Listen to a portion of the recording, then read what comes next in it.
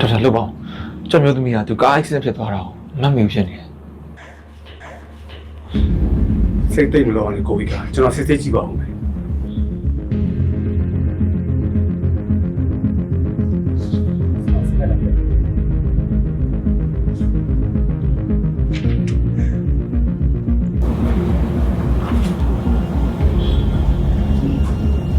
ဒီမှာနာမည်ဘယ်လိုခေါ်လဲ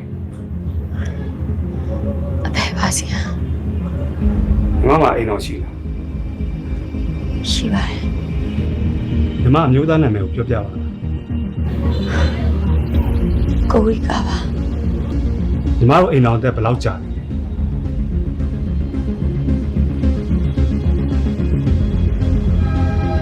အိမ်နောက်တက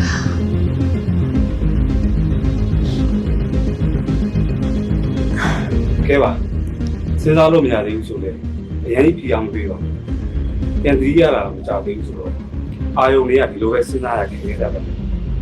ခုတော့နာနာနေနေလိုက်ပေါ့ ဟုတ်ကဲ့ပါစီဟာစီဟာကျွန်မသိချင်တာလေးရှိလို့ကျွန်မမင်းနေကြဘယ်လောက်ကြာပြီလဲ သတိလစ်နေကြတာ3ရက်လောက်ရှိပါပြီဒါပေမဲ့အခုသတိပြန်လဲလာပြီဆိုတော့ဒါတော်တော်ကြီးကိုတိုးတက်လာတယ်လို့ယူဆလို့ရပါတယ်အားတင်ထားပါဗျာကျွန်တော်တို့ဘက်ကလည်းအတက်နိုင်ဆုံးစွမ်းကုန်စူးစမ်းပြီးကုသပေးသွားမှာပါ ဟုတ်ကဲ့ပါစီဟာ ကိုဗစ်ကလည်းအရင်ကြီးစိတ်မပူပါနဲ့အချိန်တစ်ခုတော့လိုအပ်တယ်လေဗျာ ဟုတ်ကဲ့ပါဆရာ ကျွန်တော်ခွင့်ပြု